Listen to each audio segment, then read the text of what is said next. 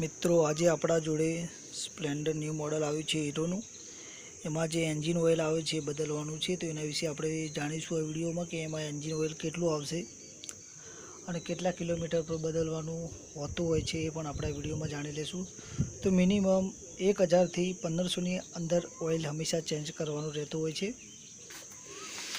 અને જેન્યુઇન આપણે કહેવાના મતલબમાં હીરોનું એન્જિન ઓઇલ જે નાખવાનું છે એના વિશે જોઈ લઈશું।